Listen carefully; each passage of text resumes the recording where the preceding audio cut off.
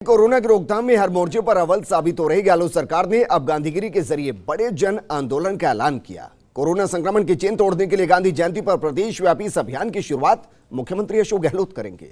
आंदोलन को लेकर चिकित्सा मंत्री डॉक्टर रघु शर्मा से खास बातचीत के हमारे सहयोगी विकास शर्मा ने जरा सुनिए। पिछले 7 माह से कोरोना की रोकथाम में जुटी गहलोत सरकार अब गांधीगिरी के जरिए लोगों को समझाइश करेगी कि क्या उनकी ज़िंदगी को बचाव करने के तरीके हैं। हमारे साथ मौजूद है चिकित्सा मंत्री डॉक्टर रघु शर्मा, उनसे बात करते हैं। कल से एक बड़ा अभियान शुरू करने जा रहे हैं, क्या अभियान के पीछे की मंशा है और क्या उसके इम्पैक्ट देखते हैं सर? कोरोना के खिलाफ जन आंदोलन की कल 2 अक्टूबर को शुरुआत मुख्यमंत्री जी करेंगे। जिस ढंग से पॉजिटिव केसेज की संख्या बढ़ रही है, लोग सावधानी बरत रहे हैं, मास्क नहीं लगा रहे हैं, 2 गज की दूरी का पालन नहीं कर रहे हैं, बार बार हाथ धोने की जो बात कह रहे हैं, हम लोग कई दिनों से कह रहे हैं जब से कोरोना आया, उसकी पालना नहीं कर रहे हैं, सार्वजनिक जगह पे थूक रहे हैं, भीड़ में इकट्ठा हो रहे हैं, लापरवाही कुछ ज़्यादा बढ़ रही है। और उसी के चलते पूरे कंट्री में जिस ढंग से 1 lakh positive cases per day आ रहे हैं, राजस्थान में भी आंकड़ा तेज़ी से बढ़ रहा है। जितने संसाधन हम बढ़ाते जा रहे हैं, उतनी ही मात्रा में पॉजिटिव केसेस संख्या बढ़ना चिंताजनक बात है। हमारी रिकवरी रेट शानदार है, 84% के करीब है, और मृत्यु दर को हम लगातार घटा रहे हैं, 1.3 से भी नीचे चली गई है। उस सब के बावजूद रिकवरी होने के बाद भी जिस ढंग से लोगों में ब्रेन में असर आ रहा है, किसी के किडनी में असर आ रहा है, किसी के लंग्स में परमानेंट असर आ रहा है, कोई डायबिटीज़ नहीं थी तो डायबिटीज़ हो गई, किसी को ब्लड प्रेशर नहीं था तो ब्लड प्रेशर हो गया, पैनक्रियाज में असर आ रहा है, हार्ट पे असर आ रहा है।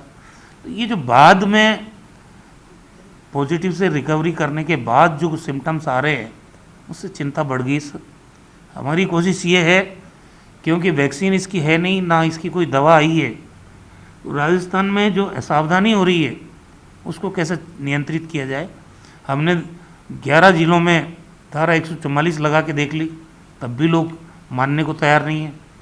ऐसी स्थिति में राजस्थान में सरकार ने तय किया है कि पूरे राजस्थान में एक मैसिव कोरोना के खिलाफ जन आंदोलन का हम बिगुल बजाएं, जिसके अंदर टीचर्स हैं, हमारे महिला बाल विकास की ऑलरेडी वो काम कर रही हैं बहनें, उसके अलावा एनसीसी है, एनएसएस है, स्काउट है, गाइड है, उनको इन्वॉल्व किया जाए, स्वयंसेवी संस्थाओं को, एनजीओ को, उनको इन्वॉल्व किया जाए, टीचर्स का जैसा मैंने कहा उनको इन्वॉल्व किया जाए।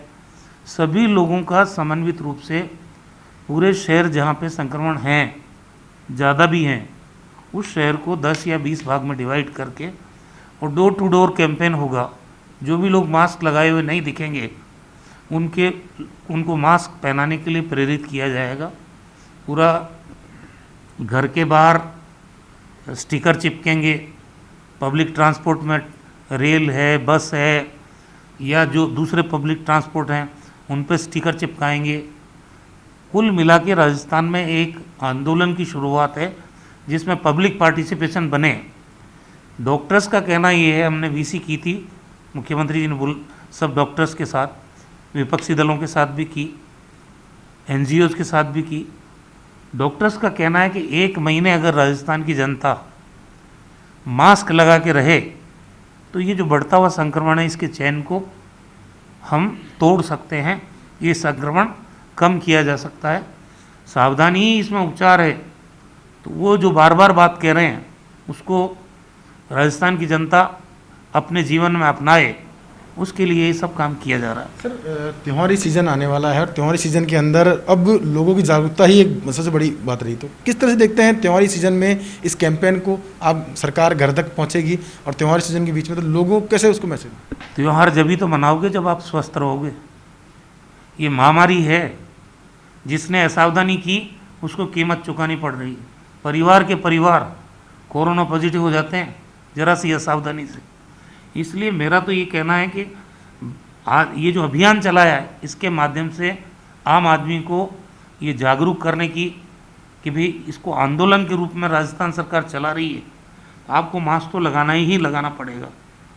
वर्क प्लेसेस पे मास्क लगाना पड़ेगा, वर्क प्लेसेस पे ये चस्पा किए जाएंगे स्टिकर्स, कि नो मास्क नो एंट्री एक ये अभियान का रूप, आंदोलन का रूप ले, राजस्थान भर में सरकार की ये कोशिश है। सर, अगर पूरे देश भर की बात करें तो कोरोना के आंकड़े जिस तरह से बढ़ रहे हैं तो बता रहे हैं कि अक्टूबर अंत तक पीक पे हो जाएगा। तो इस तरह का जो आंदोलन चला रहे हैं उसमें हम पीक को रोक पाने में कितना असर पाएंगे और पीक होने के बाद में क्या असर होगा? अगर लोग इस आंदोलन में हिस्सा लेंगे, इसका हिस्सा बनेंगे और जो राज्य सरकार की मुहिम है, जो मुख्यमंत्री जी की मंशा है कि राज्य में एक जन आंदोलन का रूप हो। जन आंदोलन तो पब्लिक पार्टिसिपेशन से ही बनता है। हमारी कोशिश है, हम मोटिवेट करेंगे, तमाम जनप्रतिनिधि मोटिवेट करेंगे। ये गैर राजनीतिक अभियान है। सारी पॉलिटिकल पार्टियों से चर्चा करने के बाद हमारे पूर्व मुख्यमंत्री वसुंधरा राजे जी थी, बीजेपी के अध्यक्ष थे सतीश पूनिया जी, नेता प्रतिपक्ष गुलाब चंद कटारिया जी थे, अन्य पॉलिटिकल पार्टी के लोग भी थे। सबसे चर्चा करने के बाद इस अभियान को राज्य सरकार एक आंदोलन के रूप में शुरू कर रही है। यूडीएच डिपार्टमेंट इसका नोडल डिपार्टमेंट होगा। जिलों में जिला कलेक्टर इसके नोडल अधिकारी होंगे, उनके नेतृत्व में ये अभियान चलेगा। और बाकी जैसा मैंने बताया 5-6 डिपार्टमेंट है, वो लोग इसमें सहयोगी बनेंगे। तो राजस्थान वो राज्य बनेगा आने वाले समय में जहां हम बढ़ती हुई पॉजिटिव केसेज की जो ये चेन है इसको हम तोड़ पाएंगे। ये अभियान 1 महीने चलेगा। 1 महीने में डॉक्टर्स ये कहते हैं कि अगर अनुशासन की पालना हर व्यक्ति राजस्थान में करेगा तो इस संक्रमण को हम नियंत्रित कर पाएंगे। सर, जिस तरह से केस बढ़ रहे हैं, आरयूएचएस में भी जो बेड है वो फुल होते जा रहे हैं, मांग उठ रही है एसएमएस को कोविड बनाने की, क्या देखते हैं? क्योंकि और दूसरे विकल्प भी खोले जा रहे हैं, तो क्या जरूरत आ रही है ऐसे कि एसएमएस को खोलने की मांग उठे? पहले जब एसएमएस हॉस्पिटल को हमने डेडिकेटेड कोविड हॉस्पिटल रखा था, कुछ समय बाद मांग आने लगी कि एसएमएस को फ्री किया जाए, जयपुरिया को फ्री किया जाए। हमने फ्री कर दिया। लेकिन जब संक्रमण बढ़ रहा है, हमने उसके बाद डेडिकेटेड कोविड हॉस्पिटल के रूप में आरयूएचएस को बनाया। अब 800-900 बेड की सुविधा वहाँ विकसित कर रहे हैं। उसके बाद जयपुरिया को फिर से हमने डेडिकेटेड कोविड हॉस्पिटल बना दिया, ईएसआई को बना दिया, रेलवे अस्पताल के 50 बेड ले लिए। जरूरत पड़ेगी तो और किसी अस्पताल को भी अधिग्रहित किया जा सकता है।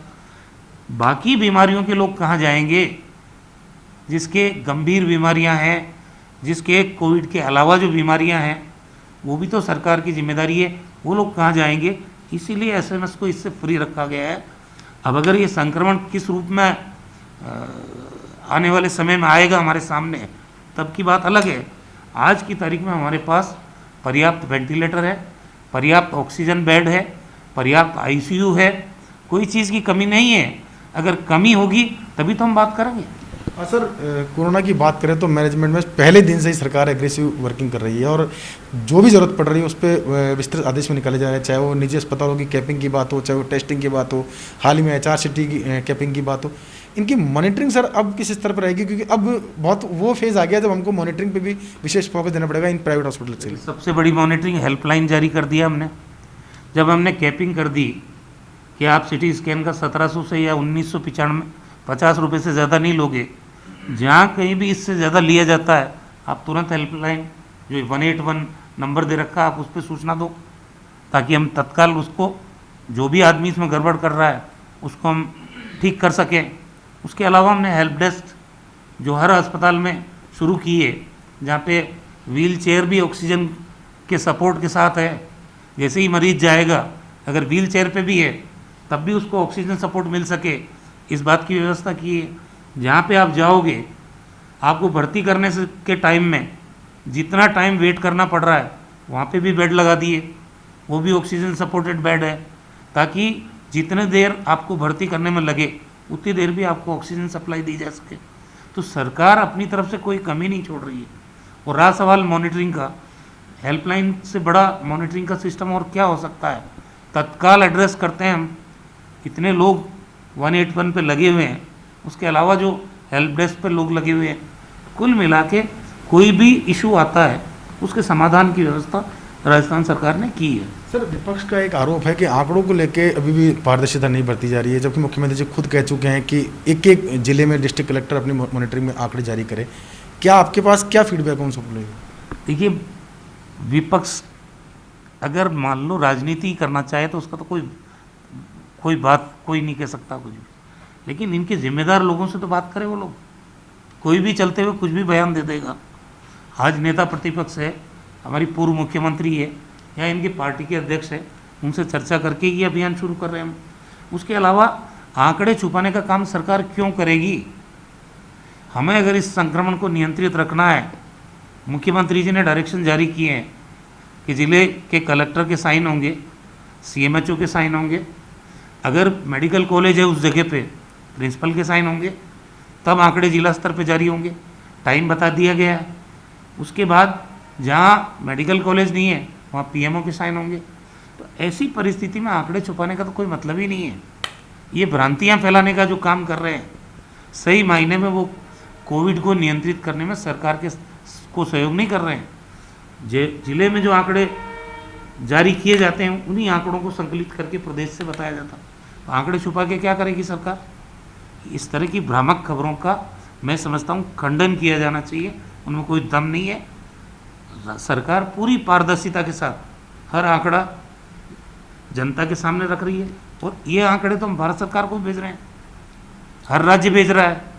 कहाँ क्या छुपा के करेंगे हम लोग? सर, अंतिम सवाल ये कि कल बड़ा आंदोलन शुरू होने वाला है, आपकी तरफ से एक अपील जनता को फर्स्ट इंडिया के माध्यम से कि क्या अपील करते हैं, क्या उनसे उम्मीद रखते हैं?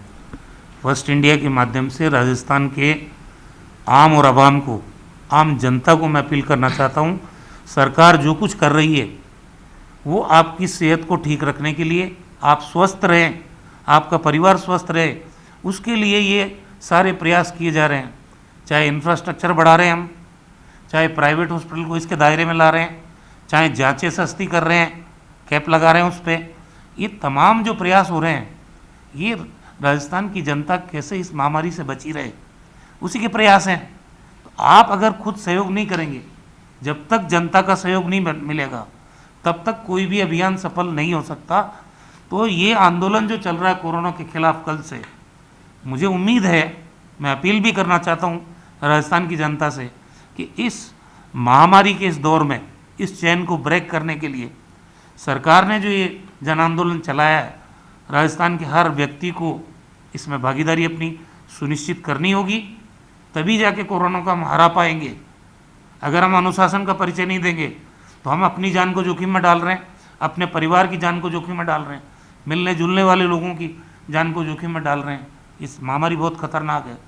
तो ऐसी परिस्थिति में आम आदमी की भागीदारी सुनिश्चित होनी चाहिए, तभी ये जन आंदोलन सफल रह पाएगा और तभी राज्य की जनता सुरक्षित रह पाएगी। तो ये थे मेरे साथ चिकित्सा मंत्री डॉक्टर रघु शर्मा, जिन्होंने बताया कि किस तरह सरकार की मंशा है एक जन आंदोलन चलाने की, ताकि जो कोरोना की महामारी है उस पर ब्रेक लगाया जा सके, उसकी चेन को तोड़ा जा सके। उम्मीद यही है कि सरकार की मंशा के प्रति जनता भी सहयोग करेगी और इस पूरी महामारी को की जो आंकड़े हैं उनको रोकने में मदद करेगी। कैमरा पर्सन विनोद गोस्वामी के साथ Vikas Sharma, first India news, Jaipur. First India